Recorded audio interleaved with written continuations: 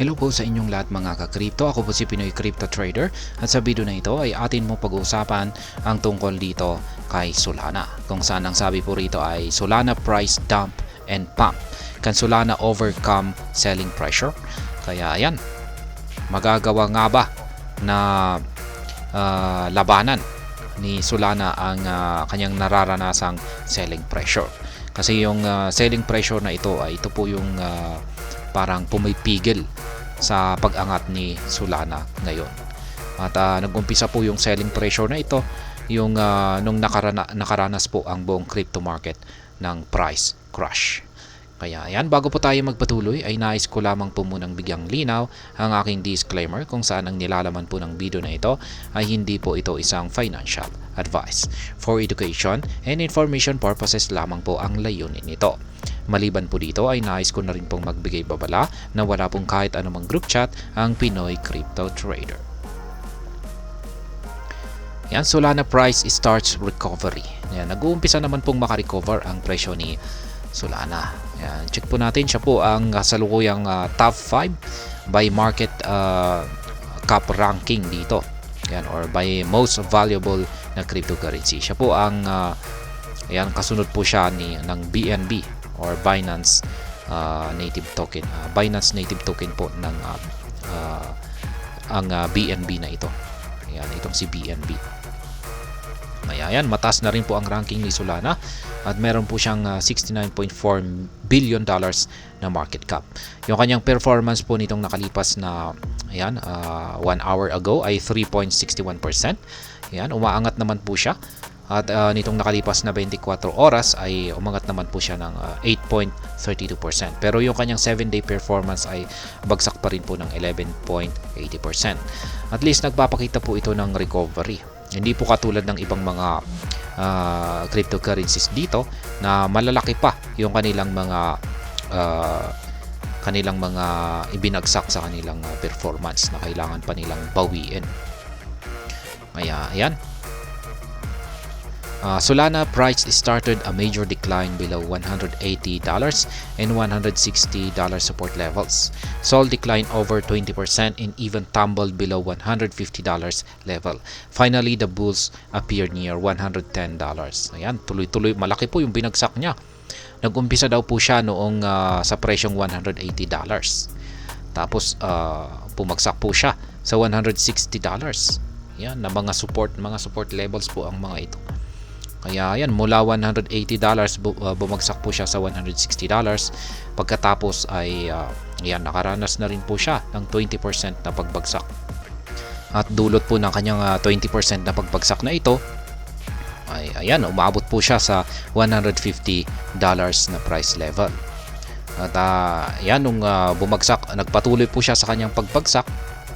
Umabot na rin po siya sa presyong $110 pero nagparamdam na po rito ang mga bulls.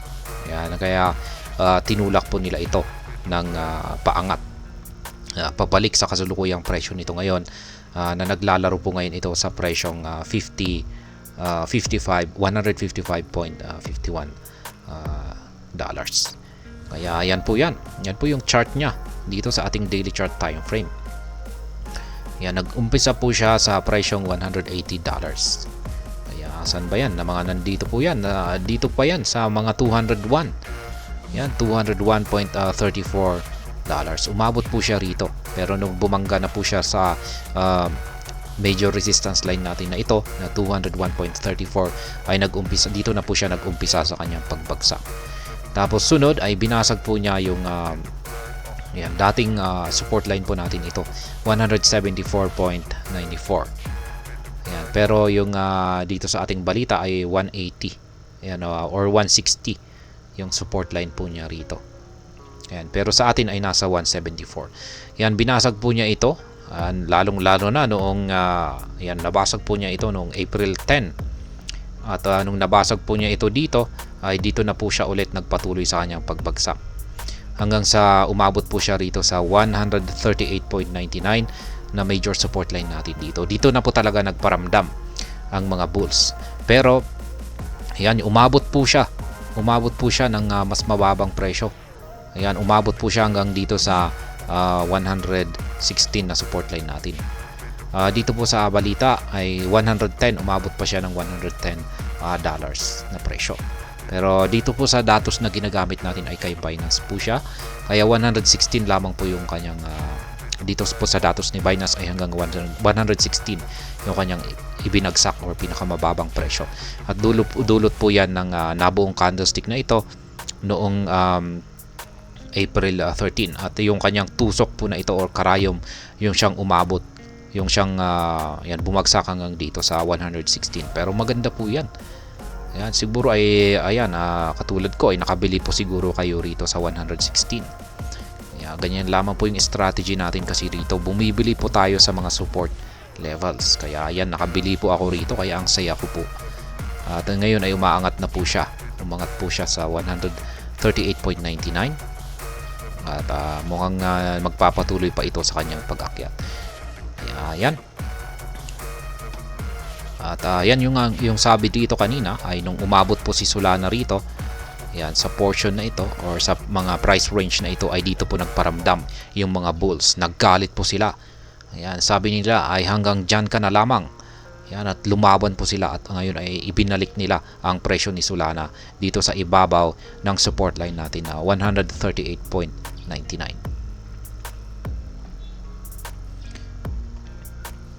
Are deep supported in Sol. If Sol fails to rally above the $160 resistance, it could start another decline. Initial support on the downside is near the $140 level. Kaya yan ang sabi rito ay kung bigo raw po na makabalik sa ibabaw ng resistance line na $160 itong presyo ni Solana ay maaring makalanas daw po siya ng or makaranas po ulit siya ng isang price decline or pagbagsak sa kanyang presyo. Kaya yan, yung $160 na presyo ay nandito po yan. Yan, mga nandito po yan. Ayan, palitan po natin ng kulay. Ayan, yan po yung presyong $160. Ayan, palit po natin ng kulay green. Ayan, mga $160. Ayon po sa balita natin ay kung hindi raw po makakabalik ang presyo ni Solana dito sa ibabaw ng resistance line natin dito na 160. Ayan, kung hindi po siya makakabalik rito, ayan, ay makakaranas daw po siya ng price decline or babagsak daw po siya. Ayan, maraming malamang ay magkakaroon lamang po siya ng rejection dito. Ayan, babanggain niya ito tapos magpapatuloy ito ulit sa kanyang pagbagsak. Babalik siya ulit dito sa support line na 138.99. Ayan, yan daw po. Ngayon ay sabi rito ay babalikan niya ang presyong $140. Yan, kung sakaling nagkaroon siya ng rejection dito or hindi niya ito nabasag, babalikan niya ang $140 na support line. At dito na rin po yan, napakalapit na rin po yan, $140. Yan, ito po ay nasa, yan, medyo mas mataas pa.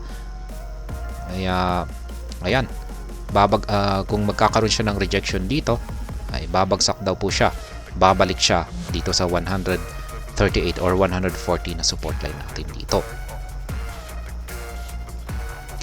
The first major support is near the $132 level, below which the price could test $125.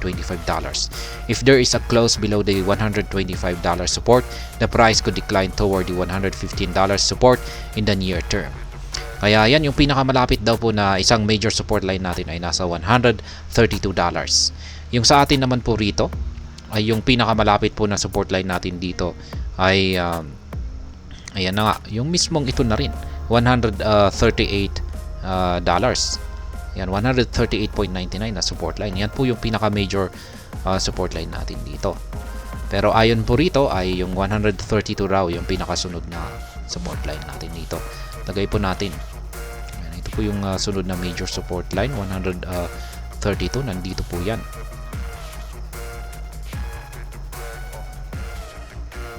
Ayan, dyan po yan. 132, lagay po natin yung kanyang presyo. Ayan. Ayan po yung sunod raw na major support line. Sa tingin ko ay kinuha po niya rito. Ayan, dito sa rejection na yan. Yung 132 na support line na ito. Ayan, extend po natin. Ayan, dyan po niya kinuha. Kaya masasabi kong yan, support na line na rin yan. Parang considered po na support zone yan. Yung portion na ito. Mula 132 hanggang 138 ay considered po natin na support zone ito. Ngayon ang sabi rito ay kung pag kung pag ito po ay bumagsak sa ilalim ng $125 na presyo ay makakaranas daw po ng patuloy na pagbagsak itong si Solana at aabot po sa presyong $116. Kaya yan, kung ibig sabihin ay kung nagsara daw po ang sabihin natin ay bumagsak ang presyo ni Solana. Yan, at ito ay napunta dito sa ilalim ng support line na 132. Yan, 132 na support line ay possible daw po na magpatuloy ito sa kanyang pagbagsak. Yan, at umabot hanggang dito sa 115 or 116 na support line natin. Yan, possible po na bumagsak siya hanggang dito.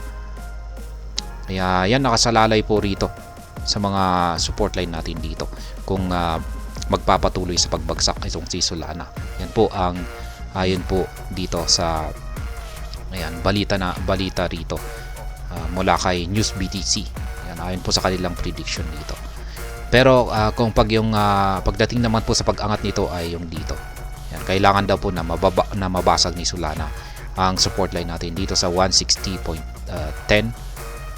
or 160 para ito ay magpatuloy sa kanyang pag-akyat. Pero kung pag hindi at dito po yung nabasag ay magpapatuloy ito sa kanyang pagbagsak. At ayan, hanggang dito na lamang po tayo sa video na ito. Sana po ay inyong nagustuhan ang aking paliwanag dito. Kung inyo po itong nagustuhan ay pakiclick lamang po ang like button nito. Para naman po sa mga bago lamang dito, kayo po ay aking inaanyayahan para mag-subscribe. Pakiclick na rin po ang bell icon nito dahil ito po ang siya magsisilbing notification nito sa mga bago kong videos na akin pong ina-upload sa aking YouTube channel na ito. Marami pong salamat sa panonood.